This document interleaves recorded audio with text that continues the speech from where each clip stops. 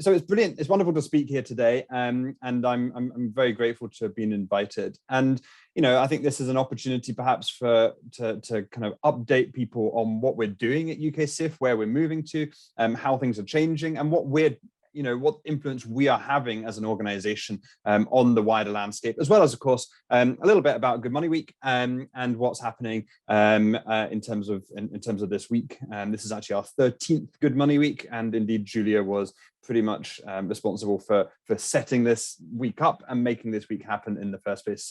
So who'd have thought 13 years later it would still be going as strong as this and having such great impact. So yeah, yet another string to your bow, Julia, I think, for that. So it's great to be here. Of course, following a poll about dogs and cats where people chose broadly the right answer, in my opinion. I'm definitely a dog person.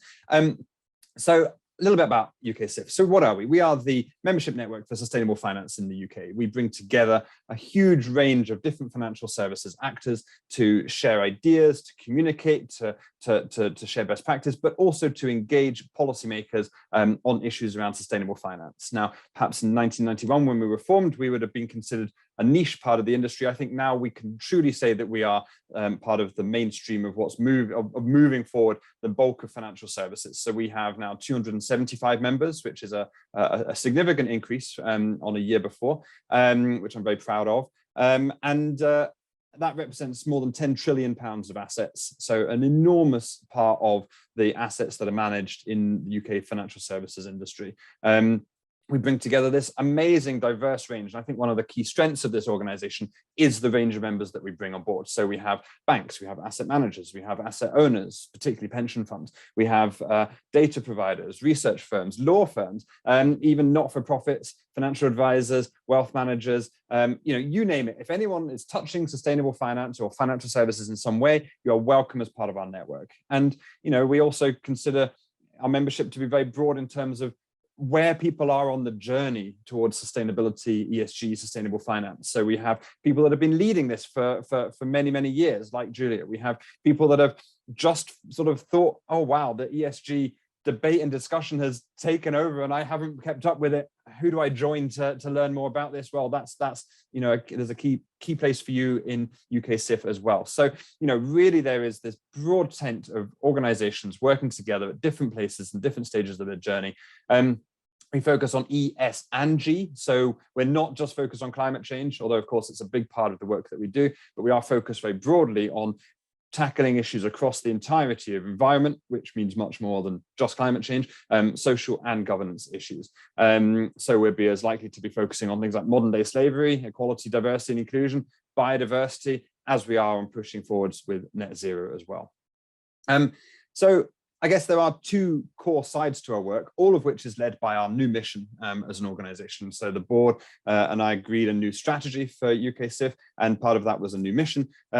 A tweak on the previous mission, I suppose, rather than a rewording. And it's more about now we're thinking very squarely about how do we help achieve the goals of the Paris Agreement, the targets of the Sustainable Development Goals. How do we drive forward the transition, the rapid transition to a sustainable financial system? And how do we push and promote UK leadership on sustainable finance? And that's not just UK leadership for the sake of it. It's not just about the UK government. It's about all the different parts of the economy and financial services industry individually driving up their leadership, which will, of course, in turn push up the entire UK industry, drive forward business in the UK, but actually, more importantly, make other countries sit up and take notice and drive forward this entire expansion of ESG and sustainability across finance, across the world. And that's the broader theory of change around that piece.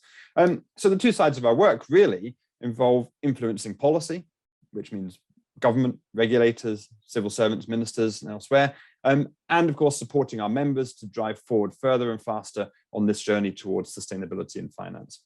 So I'm going to talk about both of those pieces for a few minutes. Of course, I should say this is a session that runs up until just before 11 o'clock. And so if you have any questions for me, if you want to ask any questions about particular areas of policy or work that we do, please just pop a question in the Q&A box and I'll make time to come to it towards the end. So in terms of the policy work, this year, I was extremely proud to launch UKSIF's policy vision. This is the document here. It's available on our website, uksif.org. And it brings together the views of more than 100 different UKSIF members. We had an incredible period of policy engagement, of roundtables, of written feedback and discussion. And I think what this vision does, it puts a line in the sand that says to politicians, to the media, to regulators, this is what we believe in. This is what the financial services industry of the UK, which, bearing in mind, this is the weight of £10 trillion of assets behind it, this is what we want to see happen. And what's really exciting about this process is that it wasn't a stage, a place of let's try and find the lowest common denominator and produce something that, that doesn't go too far. Actually, the draft that we produced that went to consultation, which I thought potentially was going to get torn apart because it was quite forward thinking, ended up being pushed and made even stronger by the feedback from our members. And I think that is a really exciting endorsement of where this industry is at, that where people are saying, actually, we do recognize that we have a strong role to play in driving the economy and the transition of the economy. We do realize that we as financial services have levers that we can pull. Obviously, we can't do this alone. We can't be the only people taking action on ESG issues, but we want to play our part. And we want to be in a position in future where we say, we didn't hinder this transition. We as an industry helped and made this transition more viable, more possible than it would have been otherwise. So if you haven't had a chance to check out the policy vision, please do so. I'd really urge you to read it. It's the guiding document for the moment on what we are, on what we're doing, and how and what we think about a range of different things. Of course, our thinking and the policy work is always evolving, but this is, very much sets a snapshot of what we believe at this moment in time. And we use that to feed into our consultation response. So this year we put in a huge number of consultation responses. Those of you that are following the public landscape on what's going on around sustainability and finance will know that the government is going full steam ahead with various different policies, many of which are things we've been calling for a long time. And so we've been gathering the views of members, ensuring that we get a lot of feedback and absolutely capturing the views of our membership to influence these responses. But that's where we're proactive, where we're reactive, where we're reacting to something the government's already doing. Of course, we want to be as proactive as we possibly can be. So that's why we've been working very, very closely with government departments, with ministers, and calling on the government to do specific things. The policy vision is a key part of that. And so we've been pushing government in a range of different directions. One of the policy lines we've been using quite a lot is we as investors and financiers are very keen to consider how we can help bring about the future that we want to see. The challenge is, what does that future look like? What is the vision for the future? What do our lives all look like in a world that has moved to net zero? Now, for us, it doesn't feel like the government has a clear vision of that. And okay, it's not just the government that will decide what a net zero future looks like, but the government has a big role to play in that. And we want to see a much stronger vision from government about what our net zero UK would look like. And at the same time, I think we want to see government putting net zero right through the DNA of their decision making. So we've been calling on the government to have a section on net zero in the next budget statement. Wouldn't it be great if the Chancellor said in his budget statement, every decision I've made today helps us achieve net zero in the following ways. Likewise, the same for every piece of legislation. And we were really excited when the government announced the last budget that the FCA and the Bank of England would have net zero built into their remit, something we've been calling for. And I think that's a key policy win for us over the course of this year. We've also seen the National Infrastructure Bank being announced and created this year. We worked with a group of other similar like-minded organizations to push for that to have a net zero mandate, which it now does. And we're really proud of that achievement. Of course, the Stewardship Code also came in this year. We influenced the Stewardship Code in its first place, and we think that will have a really important role in helping drive forward the necessity and outline the necessity of strong stewardship in making the transition to the real economy. We've also been looking at measures to tackle greenwashing, which include working with the FCA on new principles for how funds describe themselves.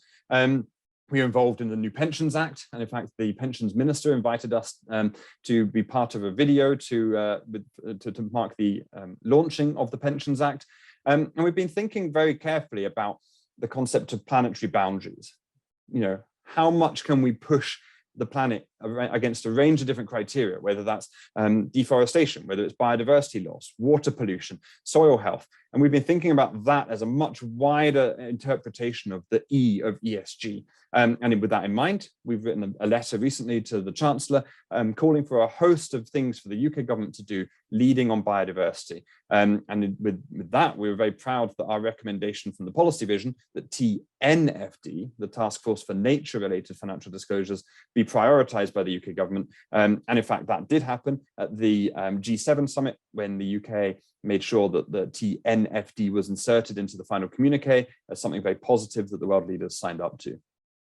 We've also been thinking about the just transition. We're part of the Financing a Just Transition Alliance, and our strong view is that the only way the government gets the political capital, the political license, I suppose, to operate on climate change is if they also ensure the public that this is not going to have a really negative impact on people's jobs and livelihoods, particularly those people working in polluting industries. So we're very keen to push forward the Just Transition, and in the next few weeks there'll be the report of the Financing a Just Transition Alliance, which we've had a role influencing, and excited to see that being made public. We've increased our public profile. We've been featured in the Financial Times, the Guardian, the Times, and very regularly in the trade press. And we think that's a really important way of getting our message across. And actually, we know that civil servants do read the trade press in particular. We regularly get emails from civil servants after we've been featured in the trade press, asking for more details on our policy positions.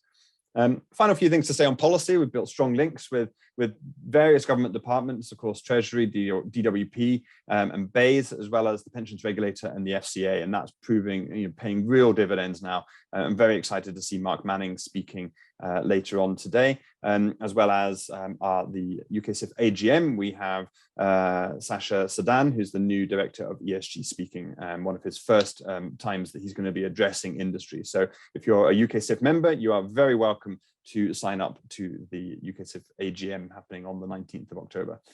Finally, on policy, we've been speaking very closely with a lot of ministers, and particularly John Glenn, the City Minister, who has invited us to be part of the Green Technical Advisory Group, which is advising the Treasury and ministers on the creation and implementation of the UK's green taxonomy. And we are a part of a very small number of organisations in that advisory group, and we're currently leading a working stream focused on capturing and sharing feedback of the industry. So over the next few months, we're going to be publishing a survey for industry, and doing a lot more to engage with the industry to share views back to government on how we create the green taxonomy in the UK. So that's our policy work in a nutshell. So I'm going to move quickly on to events, but if you do have any specific questions on our policy work, very happy to answer them. Please put a question in the box. In terms of our events, we've ramped up our events program this year, which I think is really important given how difficult it is to communicate and connect when we're all working from home, when things are moving on to Zoom. So of course we have had all of our events for about the last 18 months have been virtual. Our hope is that next year we'll go back to in-person events in a hybrid model where people can join either virtually or in person. But in the meantime, we've had some fantastic conferences, a spring conference, we had our ownership day, we've had a brand new alternative investment week focusing on different issues related to ESG in alternative investment, private equity, private credit, real estate, and hedge funds, really looking at how we can embed ESG into those areas of alternative investment that actually typically haven't thought too much about the role of ESG in those areas. We've been having a series of monthly webinars, loads of members are getting involved, and of course trying to connect the community and bring people together through roundtables. So we've brought members together to share ideas and experiences on TCFD, on the EU SFDR regulations, as well as on the increasing commitments and move towards net zero, both for asset managers, for banks, and for pension funds as well. So, I think that's been a really exciting period of events. We've got our autumn conference coming up on the 24th and 25th of November. Again, I'm afraid it's done by Zoom, but it does mean that you can sit comfortably at home with a cup of tea and come to our conference, like I'm sure you're doing right now. And of course, we have our first in-person event that we're doing with Julia, which I'm very excited about. So there'll be the UKSIF and SRI Services Good Money Week events, Good Money Week drinks, sorry, happening on the 13th of October. I'm sure Julia will talk more about that, but it would be amazing to see lots of people in person. I know it feels quite strange getting back out there, getting in person, and dusting off the suit and getting the business cards back out. But I think it's going to be really, really brilliant to bring people back together to just meet, connect, share, because we believe that when people connected, when people know each other, when people come together, more things happen, more business takes place, but actually more ideas are shared, and the whole agenda of sustainable finance moves forward more quickly and more effectively. So I want to talk a little bit about Good Money Week, because this is, in 2021, our 13th Good Money Week. As I mentioned, Julia's had an instrumental role in making Good Money Week happen. And so this year, we've had a pretty action-packed agenda. We've had morning sessions every day this week, Monday, Tuesday, Thursday, Friday, hosted by UKSIF. We've had afternoon sessions hosted by our partners. It's just been a really fantastic atmosphere, really lively, really vibrant. We've had sessions looking at greenwashing, looking at engagement, regulation, even an industry-focused sessions looking at investment firms, banks, and pensions, all focused on how we can better support the needs of our retail audiences and our retail investors in driving forward sustainability through their investments. And we know that there are huge numbers of barriers that are out there. The point of Good Money Week is to start to crack down on those barriers, to address them, to overcome them. Some of them are very basic barriers. What is the password to log into my pension online? Others are much more complicated. How do I know that what a fund manager is telling me is actually true and real? And they're not just greenwashing. So, lots of range of different barriers. And that was all underpinned by some research by PA Consulting, who is our gold sponsor for this event, alongside Liontrust and Aberdeen, who we're really grateful have partnered with us. And so PA Consulting produced some new research, which revealed that 93% of consumers predict that ethical finance will become mainstream, which of course is very positive. However, nearly half don't trust that sustainable finance products do anything meaningful. And I think that is one of the huge challenges that we have to overcome as an industry.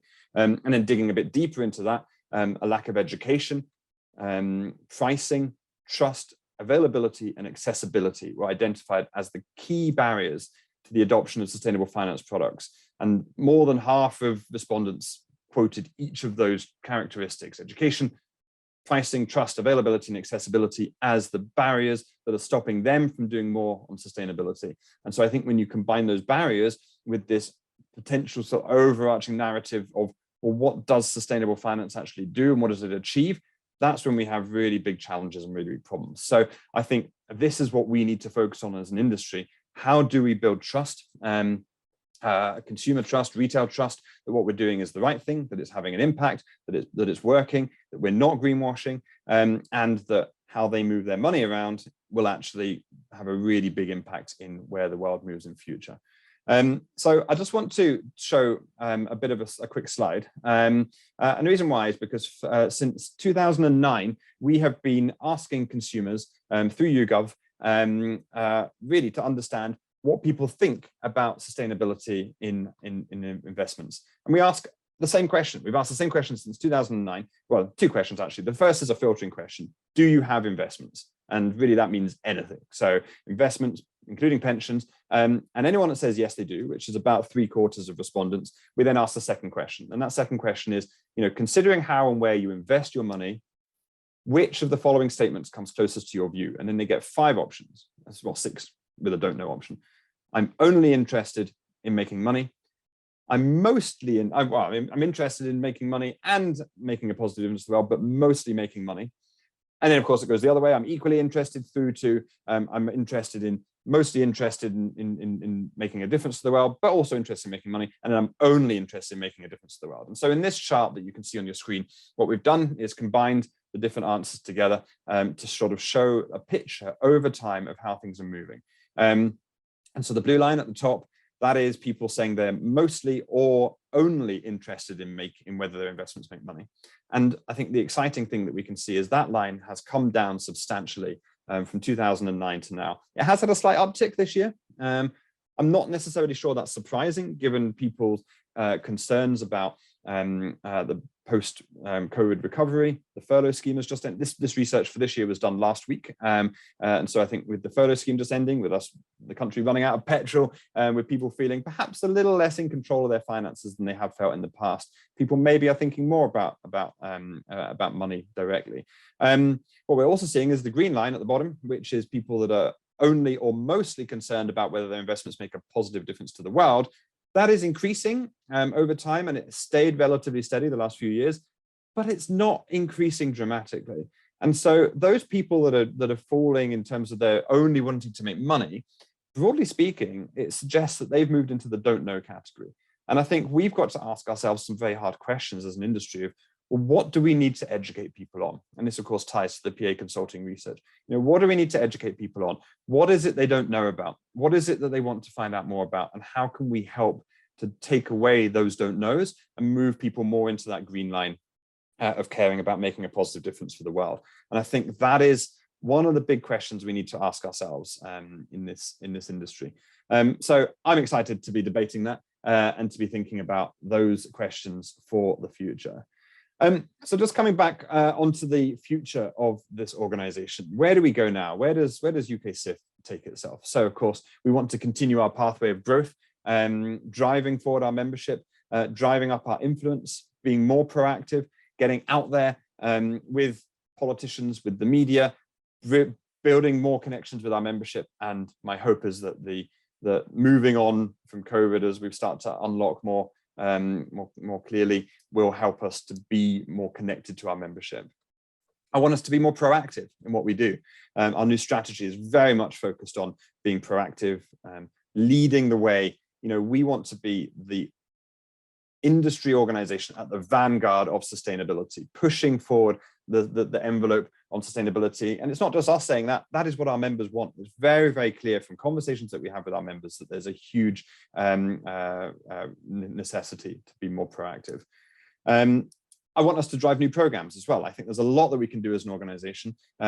Specifically, I think that we can focus on driving innovation in the industry, getting people out of their day jobs, a bit like today, and thinking about what does the future hold and how does my firm have a really strong place in that future.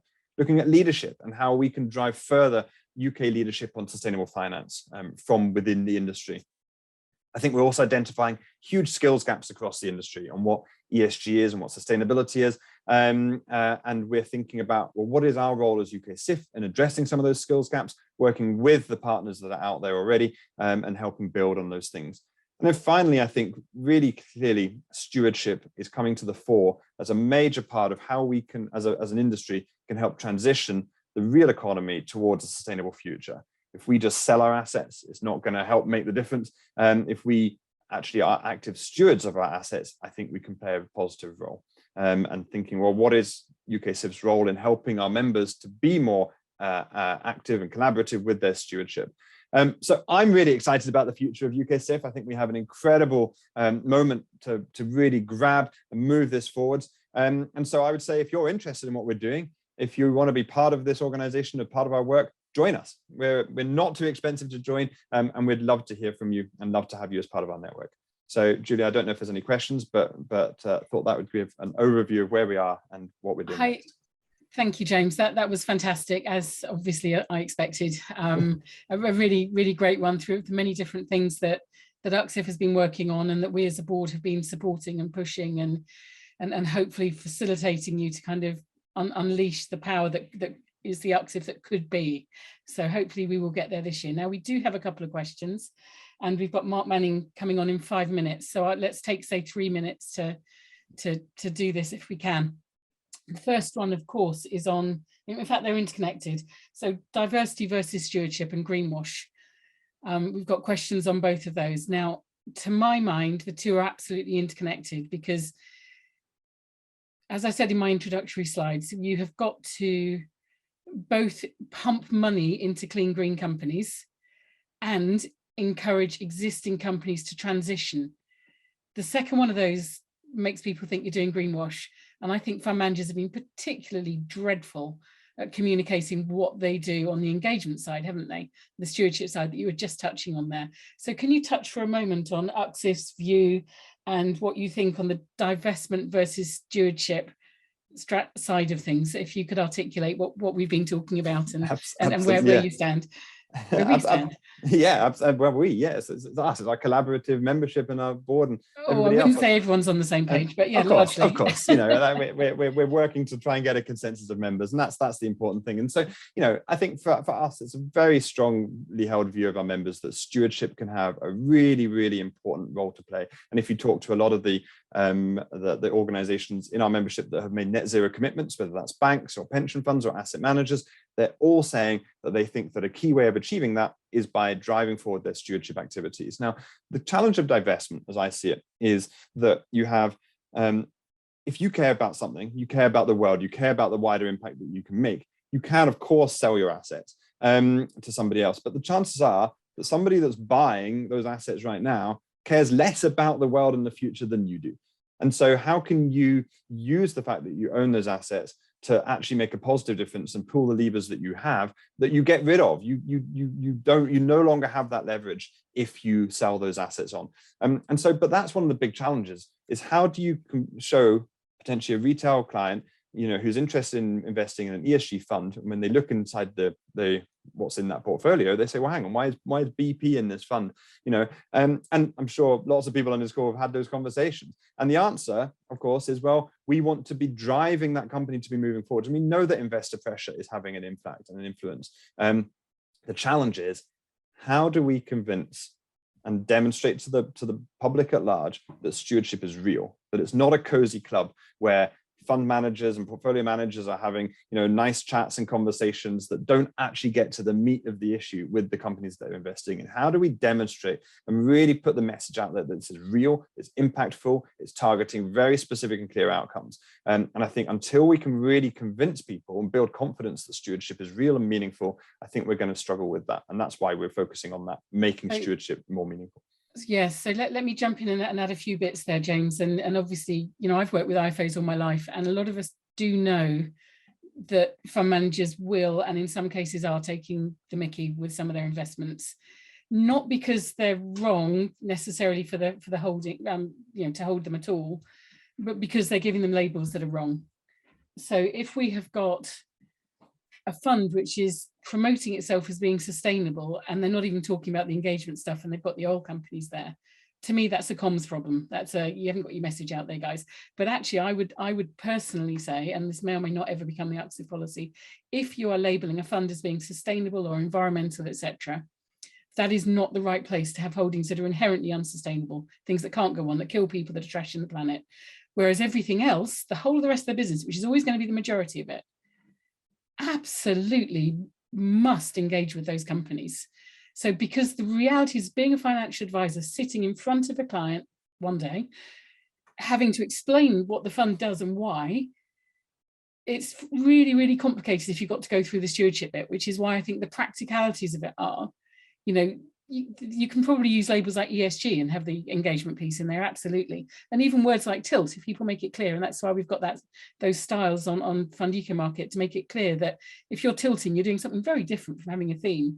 But it's really difficult if a fund is labeled as being sustainable, and their client will look at the holdings, start firing questions at their advisors, and the advisor is just, they're starting on the back foot, and it's just immensely unhelpful. So I would like to think at some time we could get to a policy position where it's, okay, this label simply doesn't apply to this type of company because it can't continue. But I think that also reflects the need for much greater education, which is what the PA consulting research came up with. You know, people don't know what they're looking at. And I think, you know, I think if people have a much clearer understanding of what different things happen, but also, you know, interested to hear from Mark Manning on this in a few seconds, you know, what is it that you know, of course, the FCA is looking to kind of set these principles of, you know, how you describe your fund. And so, you know, what does that mean in terms of stewardship? What is it that when you say we are active stewards of our investments, what does that mean? And how do people build the confidence that is genuine and real? And I think that, you know, I really believe that is a key part of transitioning to the sustainable future that we want, because frankly, And it's not just, it's not just an investment issue, it's a macroeconomic issue. Yep. If we don't have the companies in our economy that are providing the goods and services that people will need to live a net zero life come 2050, then one, we're not going to make that transition because people won't be able to. And two, if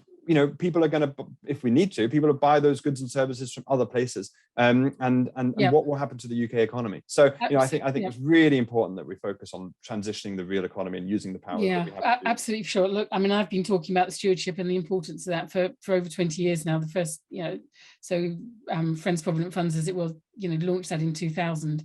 It's dead important. This debate could go on for hours and hours and hours, but I'm afraid I have to cut you off there, James. No worries. Thank you so much. And hand over to Mark. So thank you so much for a really interesting presentation, James. That's brilliant.